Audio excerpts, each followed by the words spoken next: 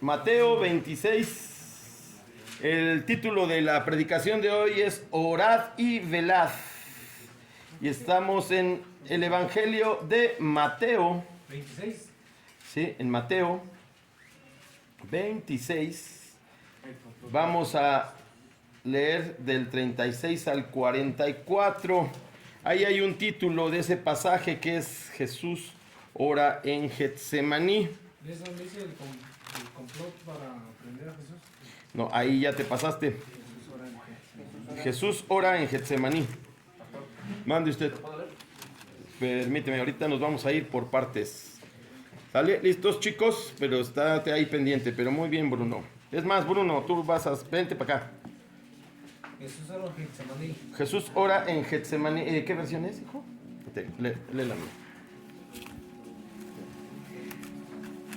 Él va a leer un versículo y luego nosotros, pero antes vamos a orar al Señor. Señor, te pedimos que nos des sabiduría y discernimiento por medio de tu palabra, Señor.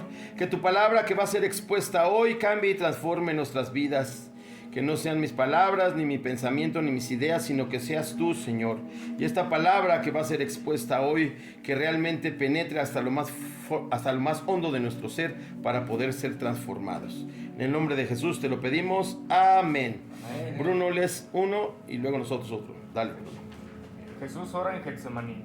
Entonces llegó con Jesús a un lugar que se llama Getsemaní y dijo a sus discípulos: Sentaos aquí, entre tanto que voy allí, y oró. Todos nosotros el 37. Y tomando a Pedro y a los dos hijos de Zebedeo, comenzó a entristecerse y a angustiarse de gran manera. 38, Bruno. Entonces Jesús le dijo: Mi alma está aquí muy triste, hasta la muerte, quedaos aquí y velad conmigo. Todos. Yendo un poco delante, se postró sobre su rostro, orando y diciendo: Padre mío, si es posible, pase de mí esta copa, pero no sea como yo quiero, sino como tú. Bruno, 40. Vino luego a sus discípulos y los halló durmiendo y dijo a Pedro: ¿Así que no habéis podido velar conmigo una hora?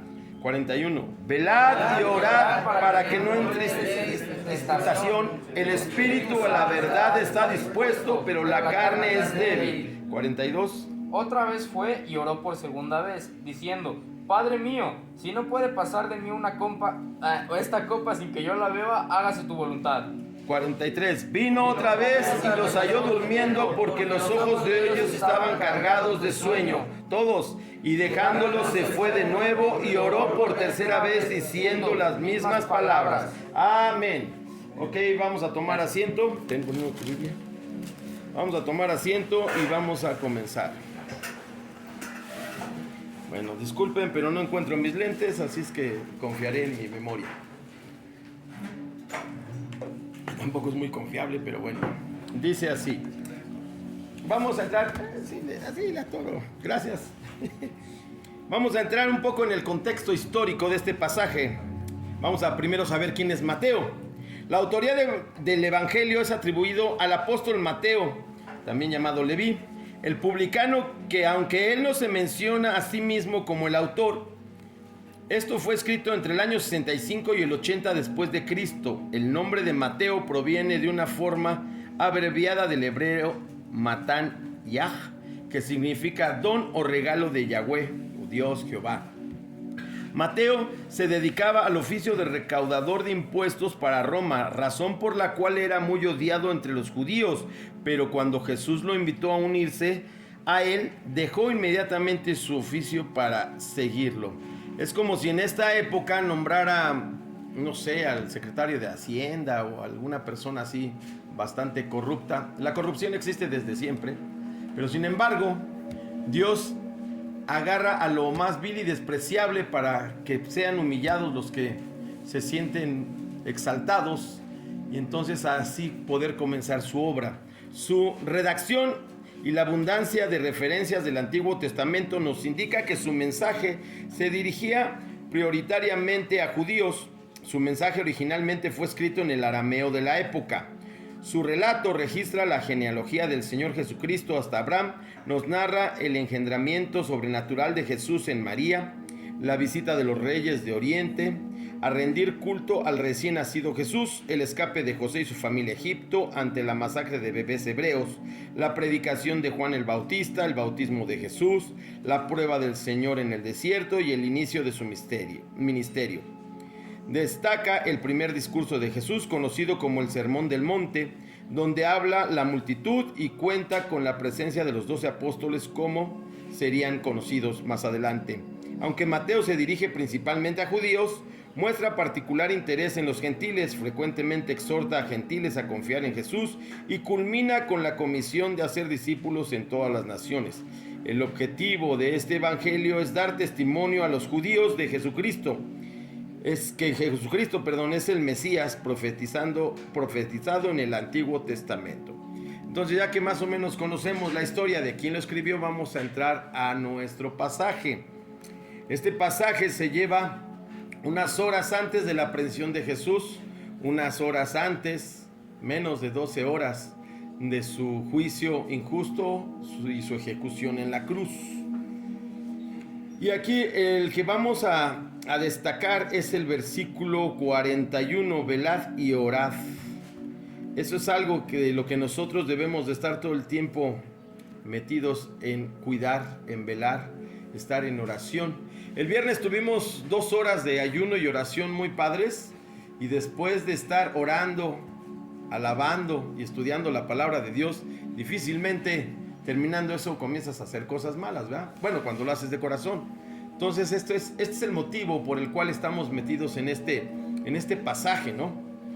Casi siempre tratamos de hablar algo en Semana Santa sobre la muerte de Jesucristo, pero pues la cruz del Calvario la tenemos que tener presente todos los días de nuestra vida. Si no, pues de nada sirve la muerte de Jesús. Debemos de tenerla siempre en mente. ¿Cuántas veces en nuestras vidas hemos fracasado, reincidido o simplemente hemos dejado pasar una oportunidad por no estar preparados y atentos? Es algo interesante esto, ¿no? Se te pudo haber pasado el amor de tu vida, la carrera que debiste de haber estudiado. Por estar desconcentrado, tal vez fallaste un penal, te metieron un gol. Eso no es tan trascendental como por estar descuidado. Y si estamos en una guerra y te descuidas, y todo tu pelotón pudo haber perecido por el descuido de una sola persona. Por eso es que nos manda a orar. Hay muchos pasajes en las guerras, desde la antigüedad, donde por un descuido, por un exceso de confianza, por un engaño, todo un pueblo es masacrado, ¿no?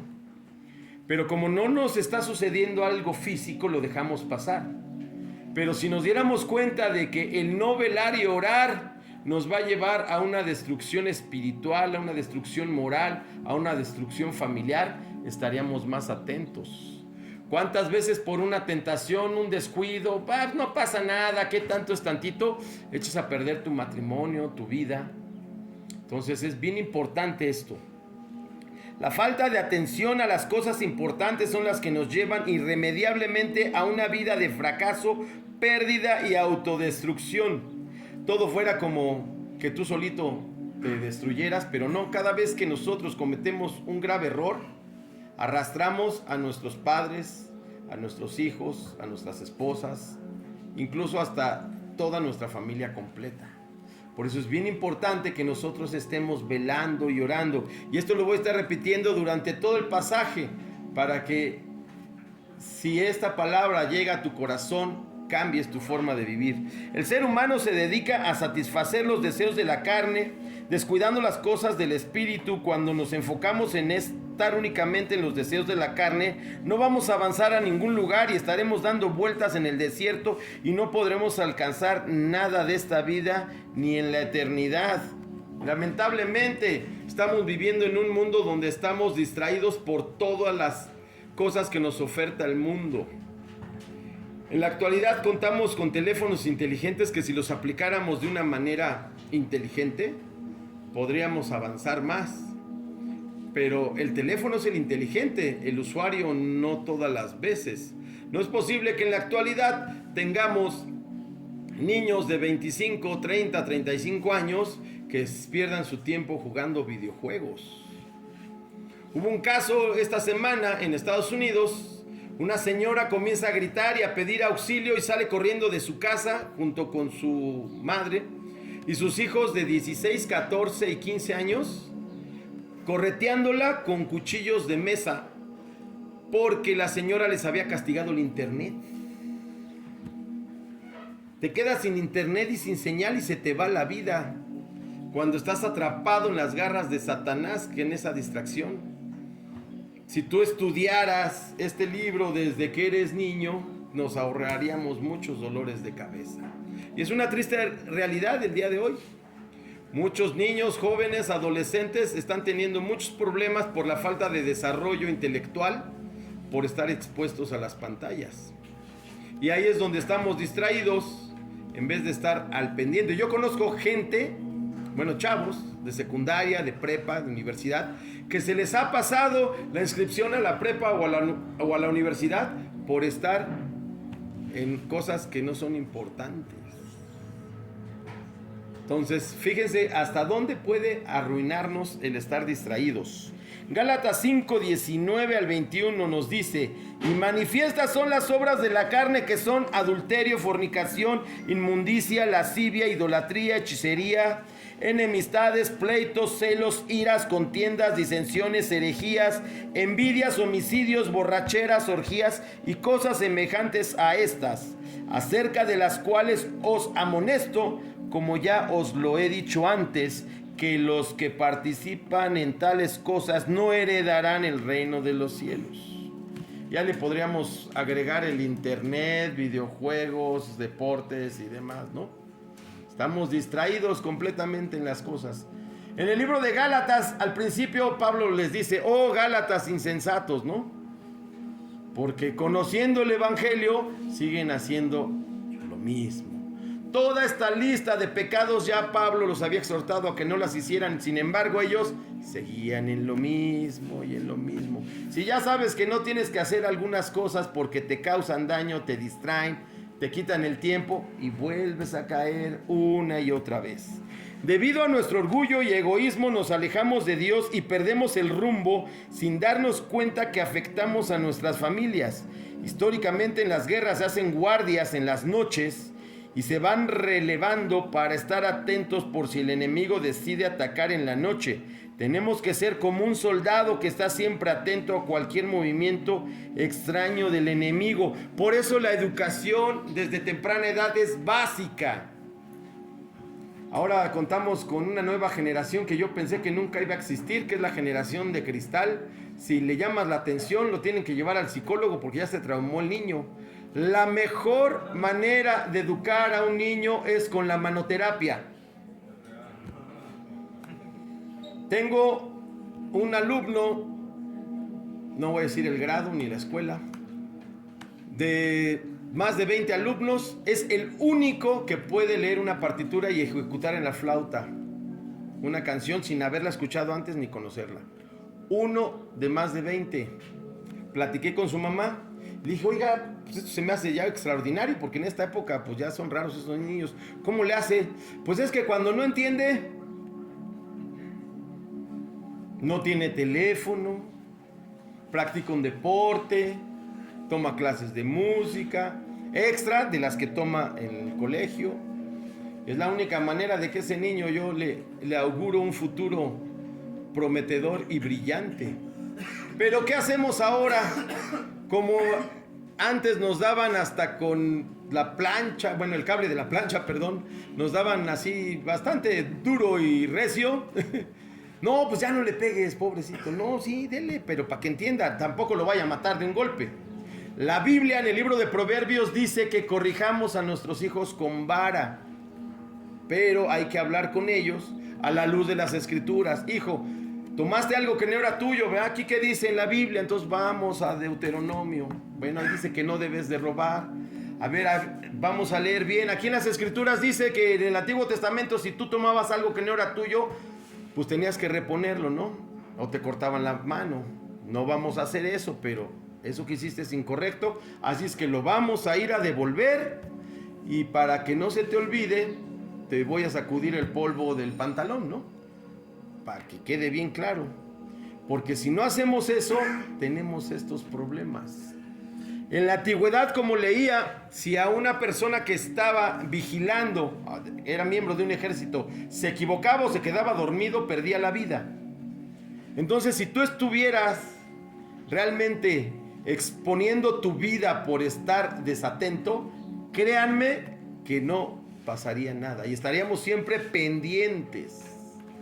Si tu vida dependiera de estar vigilando que no entre un extraño, ahí tú estarías, no sé, tomarías café y te pondrías unos alfileres en los ojos o no sé, para estar ahí.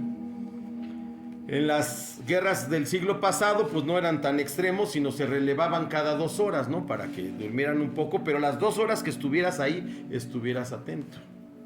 Pero si te gana el sueño, te gana el TikTok y las redes, pues ¿cuándo? De veras que esto es bien grave y no le ponemos atención. Primera de Pedro 5:8 dice: sed sobrios y velad, porque vuestro adversario el diablo, como león rugiente, anda alrededor buscando a quien devorar.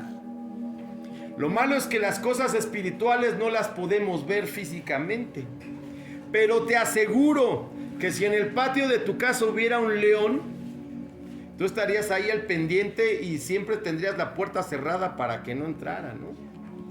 O cuántos y tantos no hemos tenido, por ejemplo, un ratón, así de esos chiquitos, así grandototes, que parecen conejos, y que andan en el patio de tu casa y cierras todo, ¿no? Para que no se te vaya a meter. Y si tienes un hijo chiquito, pues con más ganas, ¿no? Y hasta trancas la puerta y que no se mueva nadie. O si ya entró el enemigo, el ratón, pues andamos buscando y moviendo la casa hasta que lo encontramos y acabamos con él. Esa es la actitud que tendríamos que tener contra el pecado y contra todas las cosas que nos distraen de lo más importante. Lo más importante no es ser la persona más rica del panteón, sino invertir todos nuestros tiempos y recursos en las cosas del Señor. Eso te va a dar como resultado que estés bien, que no tengas que preocuparte por ninguna cosa económica. En este mismo evangelio y en una parte del Sermón del Monte que dice que no nos preocupemos qué debemos de comer, qué debemos de vestirnos. Si tú eres hijo de Dios, el Señor te va a dar trabajo, te va a dar una casa, te va a dar comida y lo que tú necesites conforme a su voluntad. Pablo exhorta a Timoteo, teniendo qué comer y dónde dormir, estate contento. Pero cuando tú te entregas a las cosas del Señor, todas las cosas materiales pasan a segundo término porque Él te provee de todo. Te provee de una buena esposa, hijos, un ministerio. Pero debemos de estar velando y orando todo el tiempo como si nuestra vida dependiera de eso. La falta de compromiso, carácter, lealtad y amor nos alejan de nuestro puesto de vigilancia, perdiendo la batalla contra el enemigo. Y así es como nos encontramos en este mundo caído. Históricamente es el tiempo más complicado de la Iglesia de Cristo. Es el tiempo donde más crisis sociales y económicas y políticas hay en todo el mundo. Tú veías la corrupción antes en los países del tercer mundo y ahora no. Hasta en los países del primer mundo hay corrupción. En todos lados se ha corrompido el hombre por su falta de Dios en su corazón. En Europa, en 1521, 31 de octubre, comienza la Reforma y todos se comienzan a voltear a ver la Biblia, a leerla en su idioma, a practicarla. Y hay un avivamiento impresionante en Europa que comienza primero llega a América, llegando a Estados Unidos, Sudamérica, África, Asia y a todas partes. Y luego, ¿qué pasó? Comenzamos a sacar a Dios de la ecuación. No, ¿para qué leemos la Biblia en las iglesias? Pero llegas a la cárcel y ¿qué es lo primero que te dan una Biblia, no? Si se la dieras en el kinder, pues le ahorrarías muchos años de sufrimiento y mucho dinero al gobierno y a nosotros, porque al final los que pagamos todo eso somos cada uno de nosotros. Entonces, estemos atentos, velando y orando. Ahora, si no sabes qué arma agarrar, pues aquí está. Cuando en Efesios leemos la armadura del cristiano, la única arma que menciona es la palabra. La única arma con la que te vas a poder defender. La Biblia te cura de la enfermedad más devastadora de toda la historia, que es la ignorancia. Una persona que está acostumbrada a leer y que lee las escrituras, las medita y la pone en práctica, es una persona que va a ir por un camino recto. El camino recto no quiere decir que esté fácil. El camino recto también lo encontramos aquí en un pasaje, el camino angosto, lleno de espinos, de problemas, pero que los vas superando porque no vas solo, el Señor va contigo. Y cada problema sirve para forjar tu carácter. Y así es como un soldado bien entrenado y comprometido, dispuesto a dar la vida por su rey, puede mantenerse siempre firme ante cualquier dificultad. Y lo podemos ver en los Marines, los SEALs. Bueno, aquí en México hay un grupo de élite también, que se llaman murciélagos o algo así. O más atrás, los caballeros templarios o los espartanos, ¿no? Soldados comprometidos con amor a su padre, a su pueblo y capaz de dar la vida por su rey. Nosotros así tenemos que prepararnos y entrenarnos por medio de la lectura y la meditación de la palabra de Dios para ser soldados de Jesucristo, puestos y dispuestos las 24 horas a luchar por su reino. Ahora sí, vamos a entrar después de esta breve introducción. Mateo 26:33 dice: entonces llegó Jesús con ellos a un lugar que se llama Getsemaní y dijo a sus discípulos: sentaos aquí entre tanto que voy allí, y oró. Antes de empezar a escudriñar cada versículo, vamos a ver algo que siempre hacía Jesús: orar. La mayoría de las veces él se apartaba a lugares solitario a orar, pero para cosas importantes se llevaba a los 12 discípulos o a su círculo más cercano, que siempre eran Pedro, Santiago y Juan. Entonces en esta ocasión era muy importante para él. Claro, ellos tres no sabían, pero ahí los estaba probando. Dice: lo primero que debemos entender en este versículo es el lugar en donde estaba Jesús y sus discípulos. Getsemaní. La palabra Getsemaní proviene del arameo Gatzmané, que significa prensa de aceite. En tiempos de Jesús se colocaban pesadas losas de piedra sobre aceitunas que se trituraban para obtener el aceite de oliva. Este era un lugar frecuentado por Jesús y sus discípulos, justo en el torrente de Cedrón desde Jerusalén. En la actualidad existe allí un jardín de olivos antiguos. La familiaridad de Judas con respecto a los hábitos de Jesús le permitió encontrar fácilmente, aun cuando Jesús no había anunciado previamente sus intenciones de estar allí. Jesús también les anunciaba a sus discípulos que él se iba a apartar a orar. ¿Y por qué Getsemaní? ¿Por qué el olivo? El olivo, si nosotros lo trituramos, lo dejamos ahí en la prensa, vamos a sacar el jugo, el aceite. Y ahí es donde Jesús, de una manera espiritual, tiene ese sufrimiento. A nosotros a veces nos va a agarrar el Señor y nos va a poner así en una prensa y nos va a apachurrar y nos va a tronar y nos va a quebrantar hasta que lo busquemos con todo nuestro corazón. Pero ¿qué hacemos? Estamos en la prensa y nos salimos, ¿no? No, gracias, yo puedo. Otra vez el orgullo, la soberbia, el egoísmo. Yo no necesito orar, yo no necesito de Dios, yo estoy bien así. Continuamos, 37. Y tomando a Pedro y a los dos hijos de Zebedeo, comenzó a entristecerse y a angustiarse de gran manera. La tristeza y la angustia que tuvo ahí nuestro Señor Jesucristo fue muy grande. Cuando encontramos en las Escrituras que se menciona en gran manera, se refiere a que es algo muy grande, incluso a veces a cosas que sobrepasan el entendimiento. Podemos ver la naturaleza humana de Jesús al sentirse triste y angustiarse. Y ahí es donde nosotros muchas veces nos sentimos tristes, angustiados, ansiosos, preocupados. ¿Y qué es lo que pasa cuando nos sentimos de esa manera? Chin, ya me toca pagar la renta y todavía no he cobrado. Ya no sé qué hacer con este chamaco que no obedece. Y muchas otras situaciones, ¿no? Aquí nos va a describir el Señor Jesucristo en este pasaje qué es lo que tenemos que hacer, pero nosotros optamos por la fácil. Yo nunca entendí por qué en las películas cuando están nerviosos prenden un cigarro o se toman una copa, ¿no? ¿Y qué es lo que haces cuando estás tenso, nervioso? Oh, voy a echar una chela para relajarme. pues mejor póstrese a orar y va a ver que se va a relajar y el Señor le va a dar la respuesta. Una botella, una sustancia, una persona no te van a dar la solución a tus problemas, los van a hacer más grandes. Y cuando te das cuenta, un problema que era así, por no tomar el camino correcto, ya se hizo una bola de nieve impresionante que te va a arrastrar. Entonces en el 38 Jesús les dijo: mi alma está muy triste hasta la muerte. Quedaos aquí y velad conmigo. En los momentos más tristes de angustia y desesperación siempre es bueno tener la compañía de un amigo.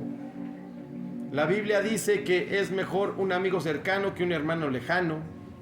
Siempre tenemos que rodearnos de gente en la que podamos confiar, que sabemos que va a estar ahí con nosotros en los momentos más difíciles. Puede ser tu mamá, tu papá, tu primo, tu hermano, cualquier persona. Pero ¿qué es lo que hacemos ante una circunstancia difícil? Nos salimos a buscar a nuestros amiguitos que nada más... No, échate una y otra se te olvida. Ya una no es ninguna, yo la controlo. ¿Cuántas veces no hemos dicho eso? Y me sumo, No pasa nada. Y ya te olvidaste de la bronca y regresas a tu casa y el problema está ahí y se acrecenta. Porque si te hubieras quedado a enfrentarlo y a resolverlo, pues otra casa hubieras sido, ¿no? Pero te vas, regresas creyendo que el problema ya se fue y no, ahí te está esperando. La angustia de Jesús nada tenía que ver con el temor carnal o los tormentos psicológicos de la cruz. Jesús estaba triste porque en pocas horas debería de beber por completo la copa de la ira divina en contra del pecado. También pide apoyo a su círculo más cercano, Pedro, Santiago y Juan, para que lo acompañen y estén atentos y pendientes de esos momentos tan importantes. 39. Yendo un poco adelante, se postró sobre su rostro, orando y diciendo: Padre mío, si es posible, pase de mí esta copa, pero no sea como yo quiero, sino como tú. Aquí estamos viendo en la primera parte, Jesús, si hubiera sido uno de nosotros, pues los deja ahí en Getsemaní, se va a buscar la taberna o la posada más cercana y sírvanme un tequila doble, ¿no? Para agarrar fuerza para lo que viene. ¿Qué hizo? Se postró.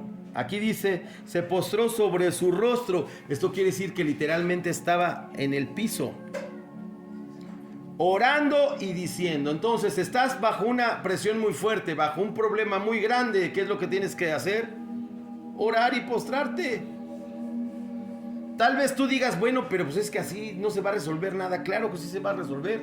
Cuando tú entregas tu vida al Señor y clamas, los problemas que se te hacen muy grandes son resueltos por el Señor, porque Él es el único todopoderoso.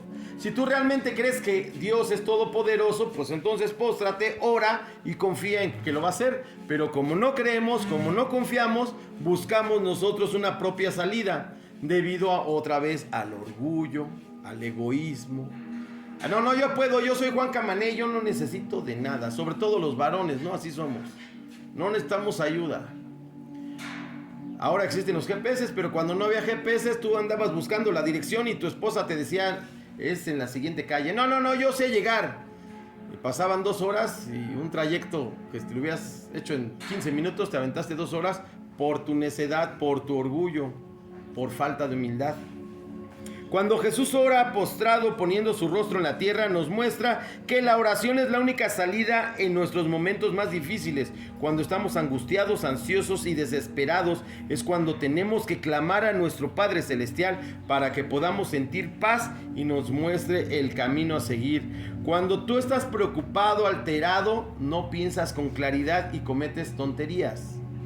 Cuando tú te postras y oras y clamas al Señor, esa paz que sobrepasa todo entendimiento te va a dar la serenidad y la claridad para resolver el problema.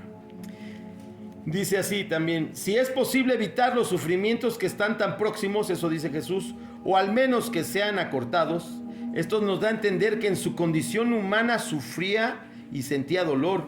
Una oración de fe contra una aflicción es compatible a la paciencia y la esperanza bajo tal aflicción, si hay alguna posibilidad de que Dios sea glorificado, de que el hombre sea salvado y de que sean cumplidos los objetivos de su empresa, sin que tenga que beber esta amarga copa, Jesucristo pide al Padre que pudiera tener otra manera de cumplir con lo que el Señor le había mandado. O sea, Él estaba dispuesto a obedecer y a someterse a eso y clama a Dios que pues, no habría otro camino, otra manera, cómo nos podríamos arreglar. Pero cuando Dios dice que tiene que ser así, así es. La copa en el Antiguo Testamento es frecuentemente el símbolo de la ira divina en contra del pecado. Al siguiente día Jesús habría de llevar los pecados de mucho y la totalidad de la ira divina habría de caer sobre él. Por eso estaba angustiado y preocupado. Este fue el precio del pecado que él llevó y lo pagó por completo. Su clamor de angustia refleja la extrema amargura de la copa de ira que había recibido. No sea como yo quiero, sino como tú. Esto implica la ausencia de conflicto entre las personas de la Trinidad, pero además revela gráficamente cómo Jesús en su humanidad rindió voluntariamente su voluntad al Padre en todas las cosas, haciendo que no hubiera conflicto alguno entre la voluntad divina y sus deseos. También Jesús nos muestra una total y absoluta obediencia a la voluntad del Padre. La obediencia es la máxima muestra del amor que podemos tener a nuestro Padre Celestial. Y esto lo podemos pasar a los que tenemos hijos, o todos hemos sido hijos, ¿no? Todos hemos tenido un padre. ¿Cómo nos sentimos cuando le decimos a nuestro hijo, lava los trastes por favor? Y te dice, sí papá, con mucho gusto. Hasta dices, órale, ¿no? Tiende tu cama, claro que sí, ahorita voy. Y inmediatamente lo hace. Pero ¿cómo nos sentimos cuando le pedimos algo a los chavos? Ay, no, yo no. Al rato. Y todavía nos exigen que quieren algo. Pasa lo mismo con Dios. No obedeces. Y el Señor, me lo imagino que está así arriba, así. Bueno, ya te dije qué tienes que hacer, pero no entiendes. Pues sigue sufriendo.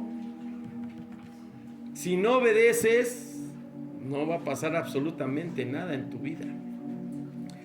Luego, 40 y 41. Vino luego a sus discípulos y los halló durmiendo y dijo a Pedro, ¿así que no habéis podido velar conmigo una hora?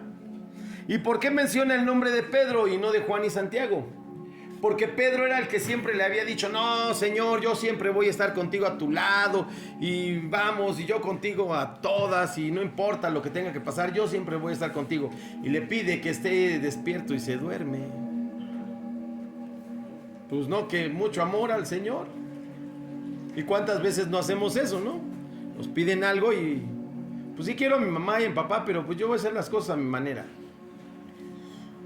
Nuestro versículo base, velad y orad para que no entréis en tentación, el espíritu a la verdad está dispuesto, pero la carne es débil. Jesús repite la orden del versículo 38 con la adición de la oración y con la advertencia contra el peligro de la tentación. Cuando nosotros nos encontramos realmente atentos y en oración, difícilmente podemos caer en tentación. La tentación no proviene de Dios, sino de nosotros mismos, como el apóstol Santiago lo apunta en Santiago 1, 13 y 14, y dice así la palabra de Dios: cuando alguno es tentado, no diga que es tentado de parte de Dios, porque Dios no puede ser tentado por el mal, ni él tienta a nadie, sino que cada uno es tentado cuando de su propia concupiscencia es atraído y seducido. Cuando pasamos tiempo aquí en la predicación, o como el viernes de oración, o tenemos una velada donde alabamos y cantamos al Señor, en ese tiempo, 1 hora, 2 horas, 3, no sé, no vamos a estar pensando en hacer cosas malas, ¿verdad? Nos vamos a enfocar en las cosas de Dios. Entonces, mientras más tiempo pases haciendo esa disciplina espiritual, menos probabilidades hay de que caigas nuevamente.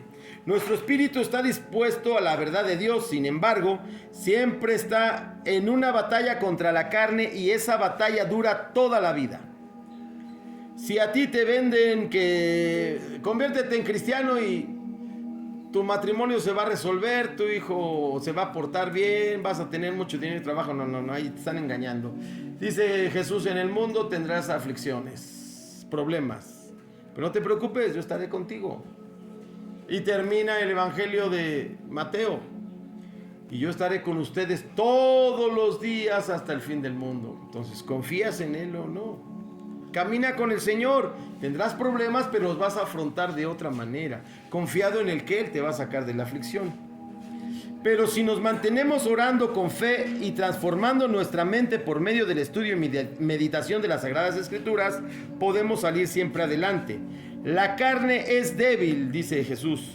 Cristo mismo conoció de cerca las debilidades humanas, pero sin pecar. Hebreos 4:15 dice la palabra de Dios, porque no tenemos un sumo sacerdote que no pueda compadecerse de nuestras debilidades, sino uno que fue tentado en todo según nuestra semejanza, pero sin pecado.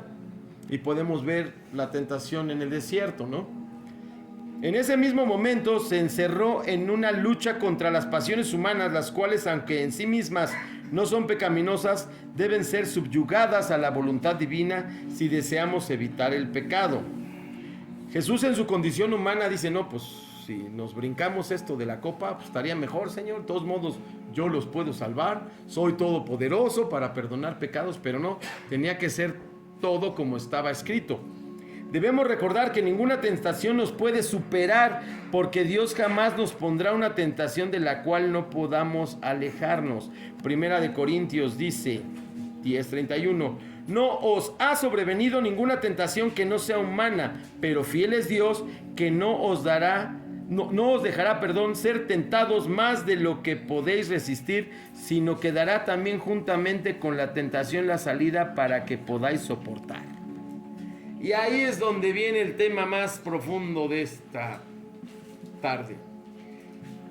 Tenemos un problema, estamos ansiosos, deprimidos, no sabemos qué hacer. Ahí es cuando nos encontramos más vulnerables y nos ponen opción A y opción B, ¿no? Opción A, ora, clama a Dios, confía en Él y saldrás victorioso. Opción B, agárrate un trago, es que veo que hay muchos niños. Agarra otra sustancia que te pueda hacer olvidar, tómate esto, ve aquello, vete por ahí, no sé, cualquier cosa. Y esa parte pues no es la salida. Pero siempre está ahí. Es más, yo te invito, no sé cuál sea la tentación más fuerte que tengas o tu debilidad más grande, ponla de un lado y del otro lado pon la Biblia. Y cuando te sientas desesperado, vas a estar enfrente de lo que te va a hacer olvidar por un momento tus problemas y lo que te va a dar salvación y vida eterna. Y tú escoges, porque yo no conozco a nadie que lo obliguen con una pistola a irse por la puerta falsa. Yo durante muchos años hice lo contrario, porque yo no conocía del Señor.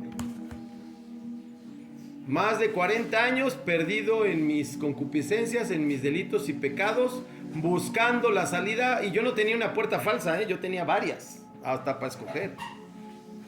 Y no me llevaron a nada bueno.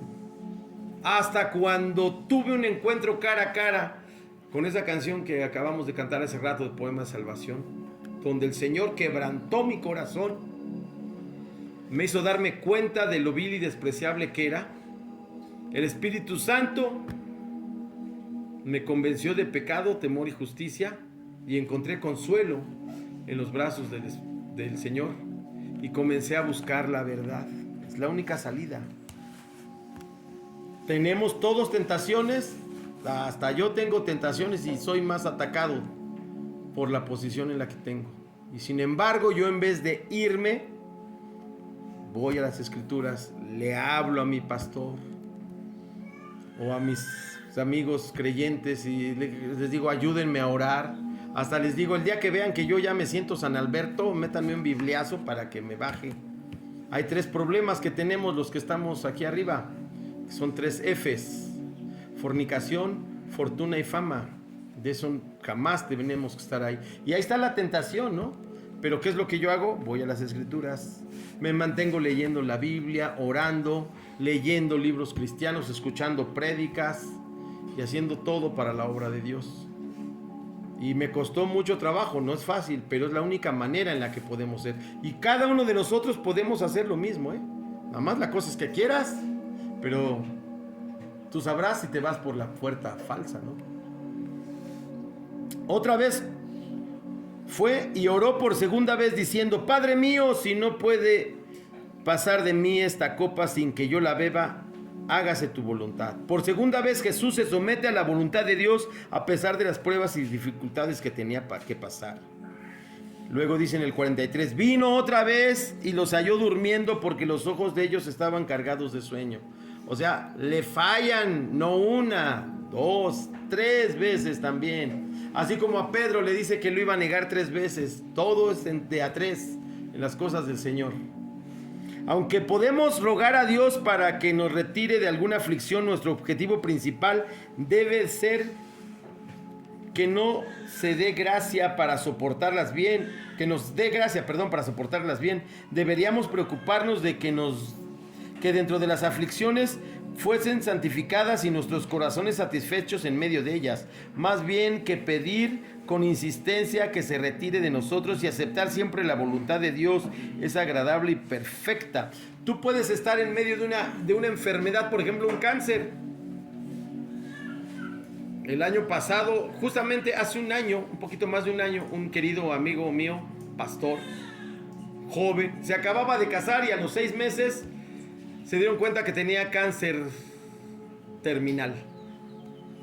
Se aventó 17 meses en esa travesía y tú lo veías entero porque confiaba en Dios y aceptaba su voluntad. ¿Qué es lo que quisiera cualquier hombre o mujer recién casado? Pues tener hijos, una familia, un hogar, y él no lo pudo tener. Sin embargo, ni se entristeció ni hizo nada. Siguió predicando la palabra de Dios hasta el último día de su vida. Yo hablé con él 15 días antes y yo no sabía que ya estaba desahuciado. Me dice: qué bueno escuchar tu voz, querido amigo, deja que regrese a Querétaro y quiero que nos veamos para platicar y darte un fuerte abrazo. Y yo no sabía que se estaba muriendo, ni su voz se oía mal, y nunca lo oí quejarse ni decir: ay, este cáncer, ¿por qué me lo diste, Señor? Y oramos y clamamos muchas personas, pero siempre mi oración fue: Señor, si puedes sacarlo del cáncer, te lo agradecería mucho, pero que no se haga como yo quiero, sino como tu voluntad. Y después de que murió, entiendo por qué. ¿Cuál era el propósito de Dios? Mostrarnos que una persona que se dedica a las cosas de Dios puede, a pesar de la circunstancia más terrible como el cáncer, salir adelante. Y después de su muerte, su mensaje sigue llegando a muchas personas y están siendo convertidas por medio de la palabra y de su testimonio. Y es lo que pasó con Jesucristo. La conclusión la dividí en 5 puntos. En este pasaje se destaca la oración como parte fundamental de la vida de todo creyente. Si tú realmente naciste de nuevo, tienes que llevar una vida de oración. Si no, no me vengas que eres creyente. 2. La oración debe estar siempre de manera intrínseca con la voluntad de Dios. Esto quiere decir que tu oración debe ser conforme a lo que Dios quiere para tu vida. Señor, quiero ser el hombre más rico del planeta. Pues no, esa no es la voluntad de Dios. Ora conforme a la voluntad de Dios. 3. Debemos de contar con personas que estén dispuestas a orar con nosotros y acompañarnos en cualquier dificultad. Créanme que cuando tú estás pasando por una situación complicada y sientes el apoyo de la oración en las personas y que te acompañan, la dificultad es más fácil. Yo pasé por una situación muy compleja de salud y me di cuenta de todas las personas que oraron por mí y todas las personas que me apoyaron, no nada más en oración, sino con recursos y con todo. Me sorprendí de la cantidad de gente con la que yo puedo contar. Un abrazo, un ánimo, una oración, aunque sea corta. Estoy contigo. Cuando tú digas lo que necesites y a la hora que sea, tienes que cumplirlo. Así es, ¿eh? Si te hablan a las 2, 3 de la mañana, tú ahí vas. A mí me ha tocado. Mi primer pastor, me acuerdo, me puse muy grave. Le dije: no tengo seguro, no tengo nada. Me dice: ¿qué hospital está más cerca de tu casa? Tal, lánzate allá. Le digo: pero no tengo dinero. Te dije yo algo de dinero, ve al hospital. Fui al hospital y al otro día Él cubrió la cuenta. Y así como esos testimonios, puedo dar muchos. Si tú te alineas a la voluntad de Dios, ya no tienes ninguna preocupación. Él te va a sacar de todas. Pero rodéate de ese tipo de gente. 4. El remedio para la tristeza, la depresión, la ansiedad y cualquier preocupación es la oración. Jesús se postró y clamó al Padre para ser librado de la copa que tenía que beber. Sin embargo, su oración fue 3 veces: hágase tu voluntad. Podemos orar, así lloraba en el hospital, ¿no? Señor, híjole, no sé si voy a salir vivo del hospital, pero si hay chance, pues dame la oportunidad de salir con vida, y si no, que se haga tu voluntad. Entrego mi alma y, Señor, ahí te encargo a mi familia y a todos los que están ahí. Pero si ya hasta aquí llegué, Señor, pero no se haga como yo quiero, sino como tú. Y heme aquí a más de 3 años, sigo aquí, sirviendo al Señor, orando y llevando su palabra a los demás. Así es que si te sientes triste, ansioso, preocupado, póstrate. Si no te dan ganas, pues háblale a alguien, háblame a mí. Pastor, estoy desesperado, ya no sé qué hacer, ayúdeme. ¿Dónde estás? Pues tal lugar, pues ahí voy, no te muevas de ahí.